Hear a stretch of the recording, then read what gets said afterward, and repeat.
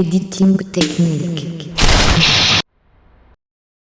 Hello, and welcome back to Advanced Audio Editing Techniques. We are on week 4, Thursday, the grand finale. Can make this thing show me. I'll know what I look like. Yeah, that's what I look like. Hello, world. Zoom's still very confusing to me. You saw that went top to bottom and kind of just horizontal. All right, we'll live like that.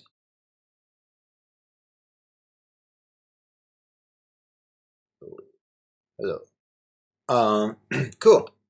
So this is our grand finale. Basically, there's no more to review, but tonight you do have a project due. So tonight's project is Add to Music Part 4, the arrangement, which is really just using copy and paste and inserting times. You got to count some bars. So you just keep the grid mode in one bar and have the correct tick me off tool selected. This should be a breeze as everything else looks good. It's 25% of your grade, which means if everything else is not good from parts 1 through 3, then you're still going to get a 0 on this, and it's going to cause you have to redo everything. So it is weighted heavily on purpose. Every now and then I get somebody very upset because somehow the first project that was very easy did not give them enough points to pass when they failed the later project, which is very hard.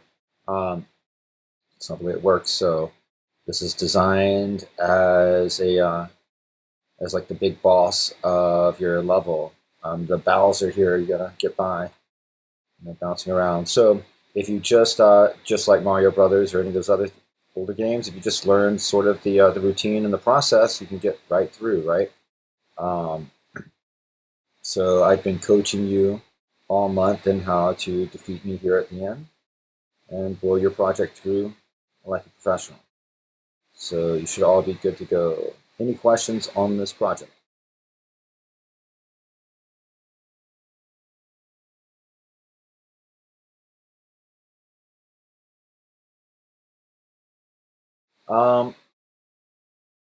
That's a decent question, and because it's part 4, it's a decent time to talk career-wise.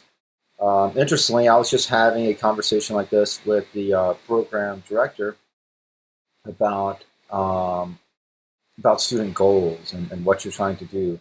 And I learned that when you enroll here, that you all set out some goals. And I thought it'd be interesting if we knew that at the start of every month, so we would know how to relate to you and what you're trying to do, and kind of how hard to push you relatively. And you said if this is not your forte, then you certainly need to have a foundation in it. But to be a Pro Tools expert takes an extreme amount of work, and to have a foundation takes a lot of work, and then to be an expert takes another 9,000 hours of work. So it's a lot of work, and a lot of people are not going to pursue that. If you're okay with this and do well with this, maybe you should pursue it, knowing that other people will give up within a few years of working with Pro Tools and move to something easier. But it is still, if you're interacting with Hollywood, with Disney, with film, with video, and with really any of the big league players, you're going to be interacting with Pro Tools systems, and it's going to cost you a lot less money to interact with these people if you're sending them Pro Tools sessions that are all ready to go. Like myself as a mix engineer, and mix engineers that get paid even more, basically we're going to charge you our mix rate for whatever we're doing. So if we're doing stuff that you could do, you're going to pay us our expert rate to do your basic work for you, whether you're an artist or whatever part you're performing. So anything that you can do puts money back on your plate and helps you do more with your art.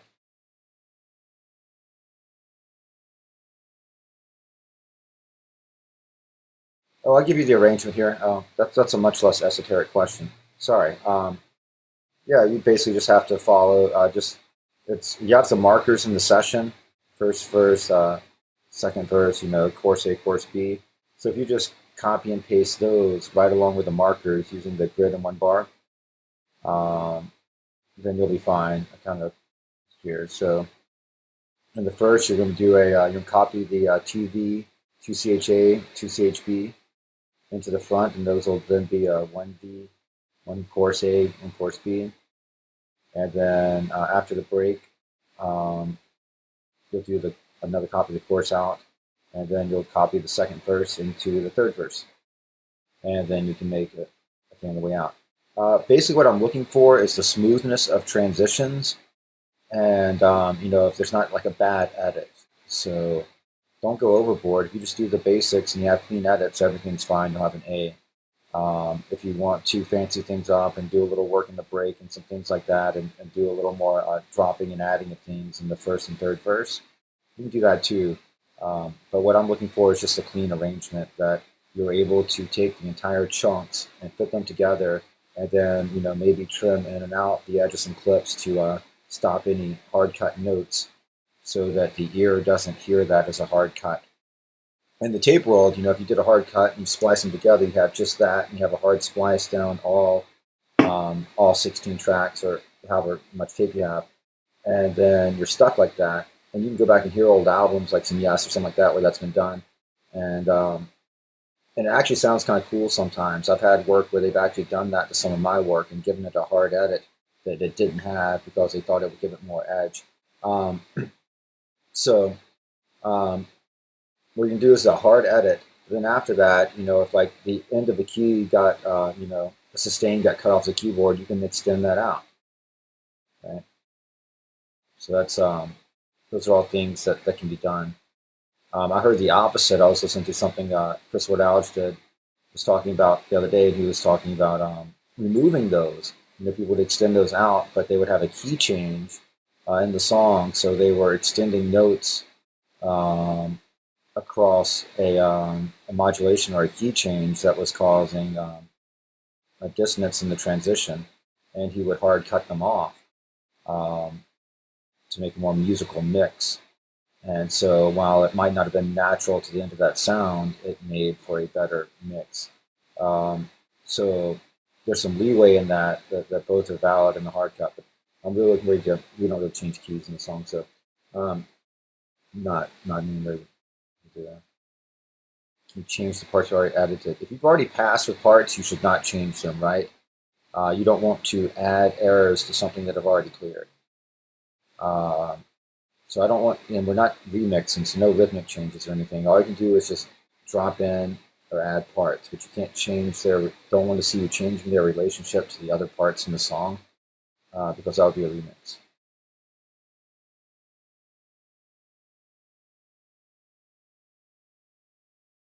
Clear it up. I'm sure all the way understand the question about changing parts you've already edited.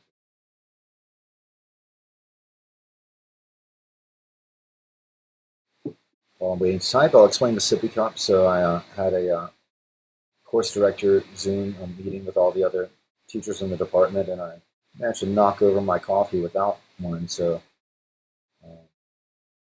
I've now reduced myself to a sippy cup as a child, which is I should have no coffee in the studio, right? But it's my studio, so it's a privilege. All right, here's a question, Kim.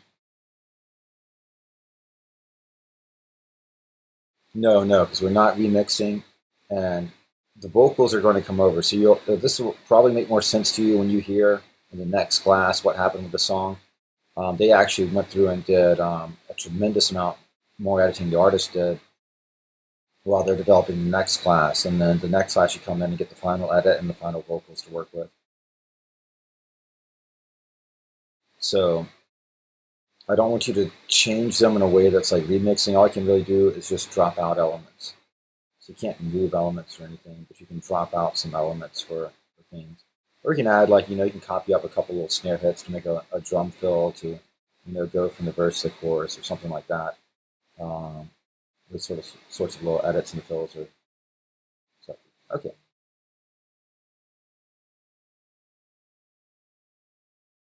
Have it covered. And remember, ultimately it's just a learning project. You're not the official release, so that should be a lot of pressure off of you. Although the grade's a lot of pressure too, not near the kind of pressure that a release is. So that pressure's off of you, so that's good. And you just free to go and you haven't figured out by now, if it's too bad, I'm just going to coach you into making it better. So it may cost you more time. I will allow you to work your points back if you can get this thing up to standard. It's really my only goal. It's your last semester here. I want to know that we send you out in the world. Um, you're not going to panic when you get hit with the real world. You know that we haven't isolated you so much within your projects that you can't handle getting hit with the full force at once. So, um, you know, it's really just a lot about learning to tread water here, and that's a lot of what the bigger projects really are. You just have to start swimming through them. Awesome. I appreciate that statement. Glad I'm living up to it. Thank you. All right. So, any other questions? Really, the only other thing to look at this month is the Pro Tools certification activity down here. Professionalism is calculated, so do anything for that. We have here the training books. It's the same thing that is in your welcome message. The same books here. Just here again in case you forgot.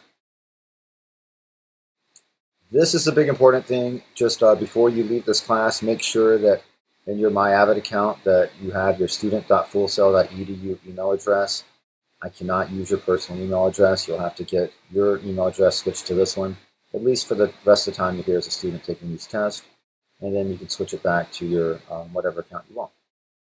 But you want to make sure that you don't have parallel accounts running where later on you can't show with your personal account that you are the certified person, right? So you want to keep everything in one account, make sure it's all your student email right now, and then later on you can change that to whatever you want, and it's your account you want it with these certifications. So all you have to do is make an 85 or better in this course and have this correct email address, and you will be hearing from me in right about 3 weeks if you made an 85 or better through your email. And then after that, you'll have a training tab pop up here. Until it's all loaded up, you will not have that. Point to note is that I do not work for Avid, so sometimes you get an error that says that you need to contact your instructor. I'm not an Avid instructor, so I'm usually not that person. You can still contact me if you need something, but if it's something to do with merging your account or accessing your account or doing other things in your account, I don't have much access. I can only authorize you for testing and by your email address, and that's my only access because I'm not an actual Avid person. I work for I'm Avid certified, but I work for Full Sail, so I do not have like deep access to your accounts as as you would hope, right? You don't want me to have your passwords and all that stuff, and I don't want to have that either. So that stuff I don't have. I can only activate your test. So this is a very big opportunity. I think these tests are like thousands of dollars if you want to get them out in the world outside of here. So it's a nice thing to be able to help. It's another stamp to put on your resume or your YouTube channel or anything to show that you've done more than other people. Help you out.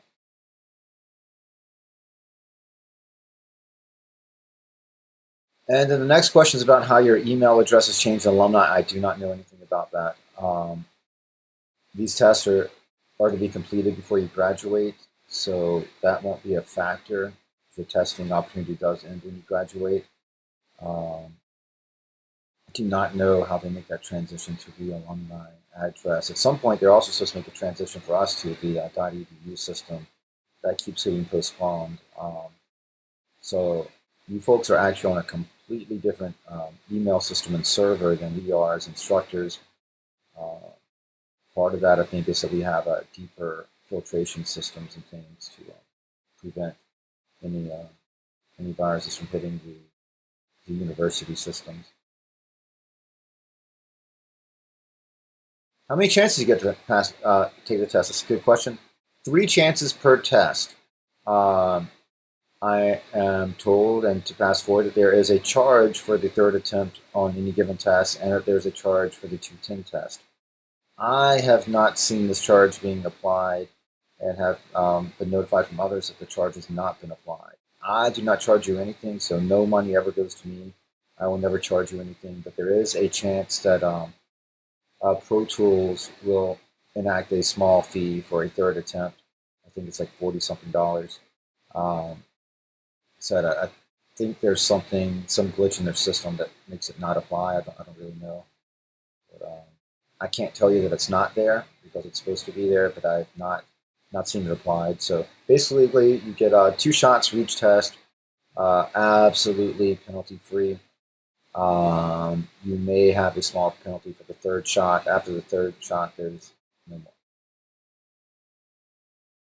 And the tests are not easy, so one of my better suggestions is really just to go ahead and dive into the first one after you read the book and know that there's a decent chance you're going to fail, but then you'll be able to take notes and really understand how the test works and sort of details you're looking for.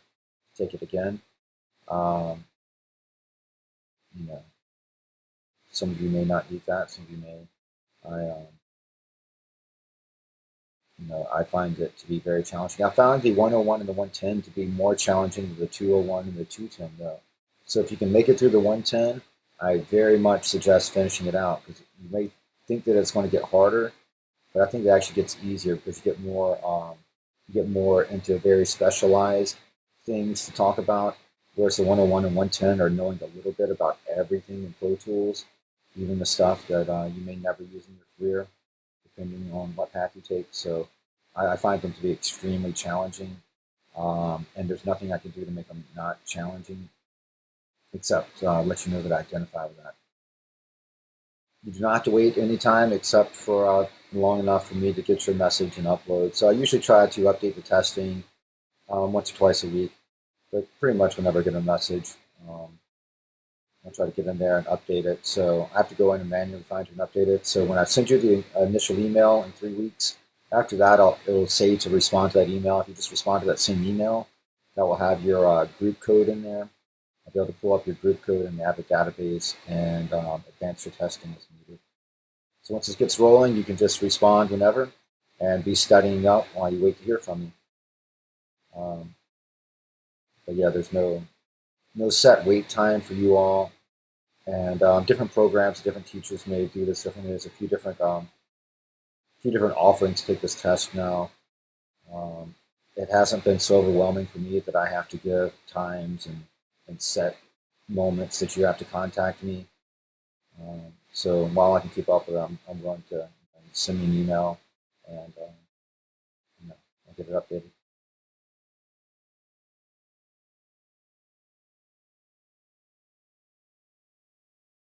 I like the idea of giving you all the convenience to sit down and take it whenever you want. There was once talk about making everybody sit down at a unified time. Okay, if you want to take this test, everybody's going to come here at Friday on 1. We're all going to log in and take it, and that could happen again in the future. But I really like the idea of you being able to 3 in the morning. You just finished reading the book. It's all fresh in your brain. You want to take that test right then. Go ahead and take it. So I try to leave that available. You've been online students. Everybody has flexible schedules, flexible availability. So I try to leave this the same way until that becomes a problem for some reason. It'll stay that way. So all the tests are separate. 101 is a test, 110 is a test. After the 110, you'll have a certificate, and then after the 210, you have a certificate. So the 101 and the 201 are stepping stones. You don't get anything for them. The 110 and the 210 are your certificate levels, user and operator.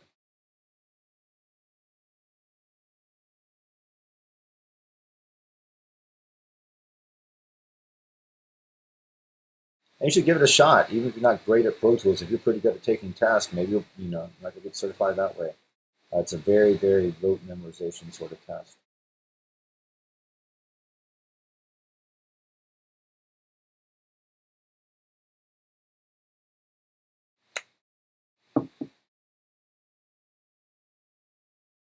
All right, so that's really all I have.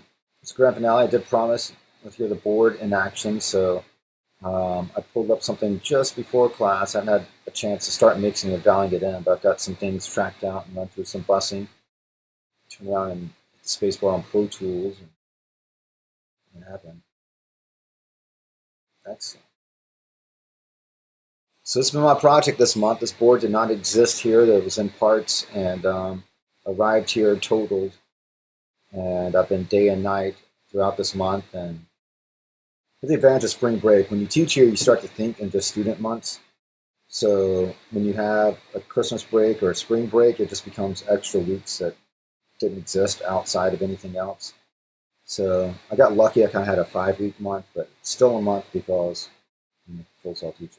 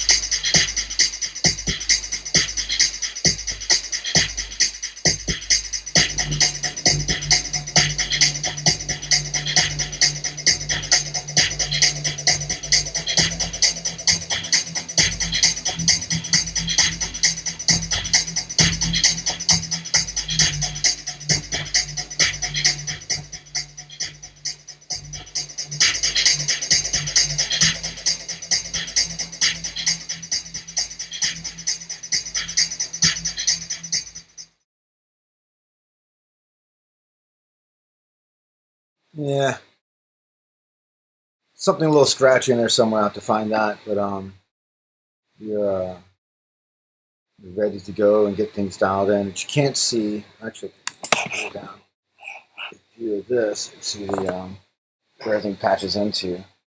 Yeah, I know the audio wouldn't be much, but at some point maybe hear something on the radio. So that's the compressing all the compressors, and then behind them all the time-based effects.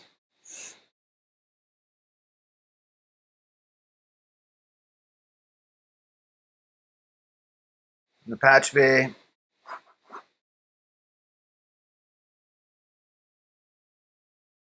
the IO world.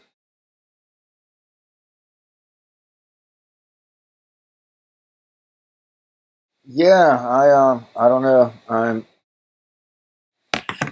the last of the old world. I think I went digital and then I dug my way back out of it, one cable at a time, really. And then now I'm back to thousands of pounds of gear.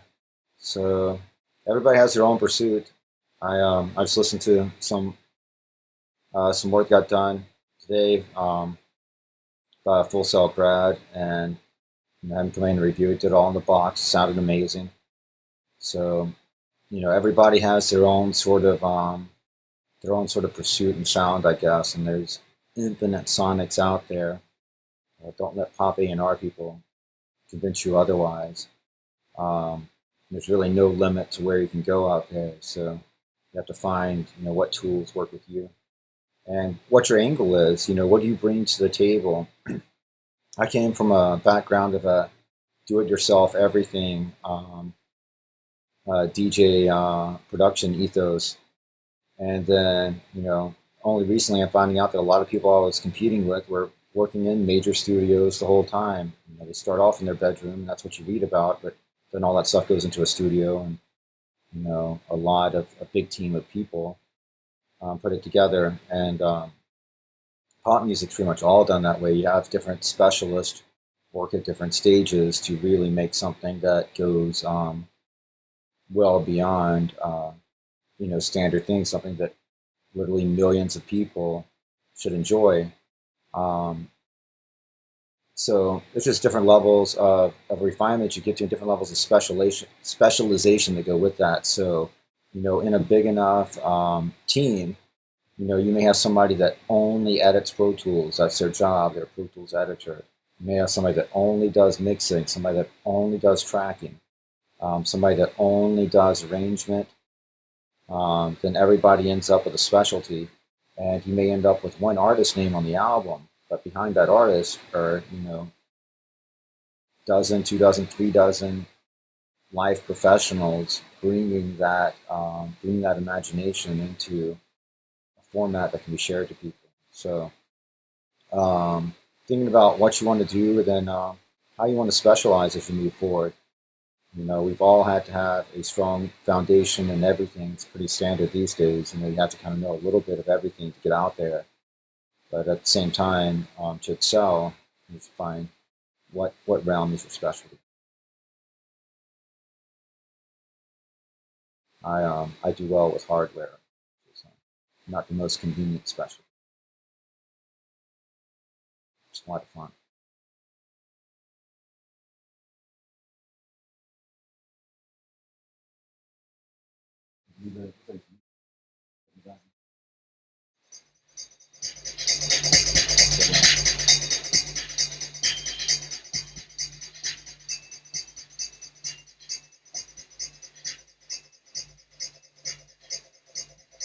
Well, all right. Oh, you know what? I can make you like to hear a little better.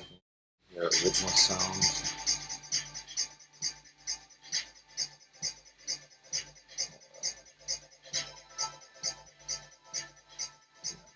Zoom, everything you touch in Zoom changes where all the menus are. I feel like I can't find anything when I want to. Normally there should be an original sound right at the top of this in the right view.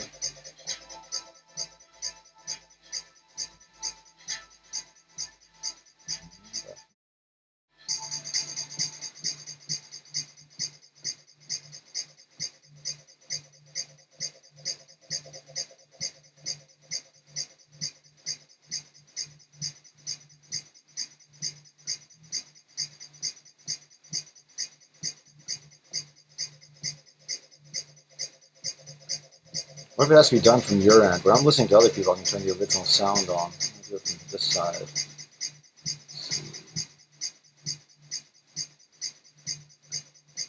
Advanced.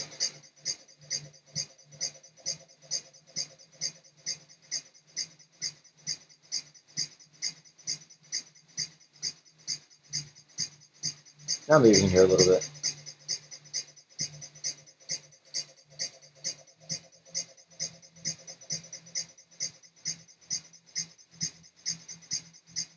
All right.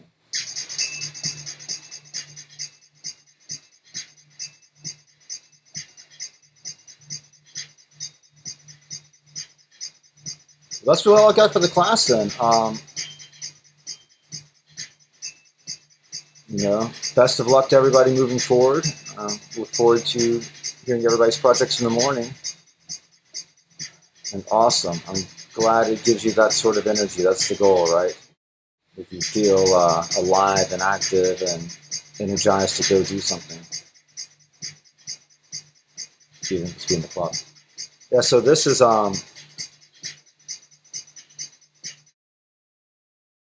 I've been working on as part of a concept album I've actually been working on for over 5 years now. I composed it all in less than 6 months when I was teaching the recording principles class, which I guess you all have had. I would just take the things that I was using for examples in class. I would, do different chord progressions and some different loops and things to demonstrate compression and filtering and EQ and other things on. And over time, I started developing those into a concept album.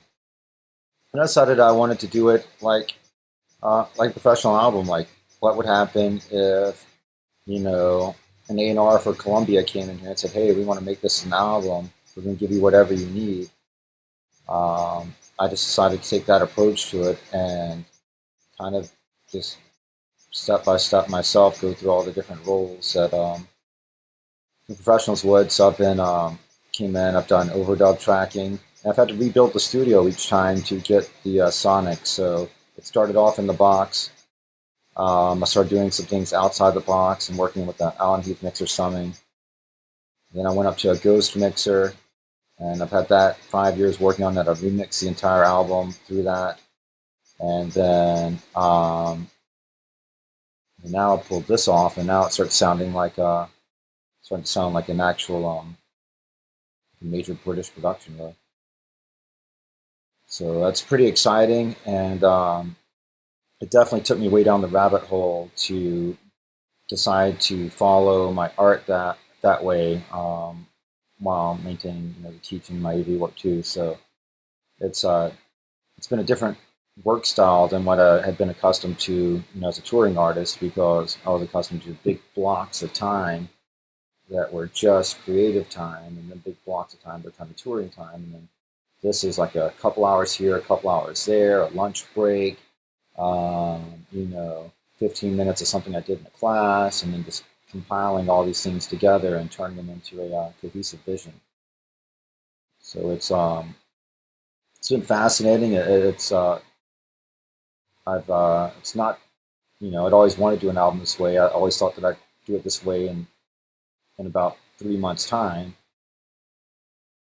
but it's definitely led me down a lot of paths, and helped me refine my skills even more, and has led me to this giant thing behind me. So it's been a good run, and I guess it show you all that those of us teaching here maintain our passions and artistic pursuits, even if we have to learn to break up our artistic time into small sections.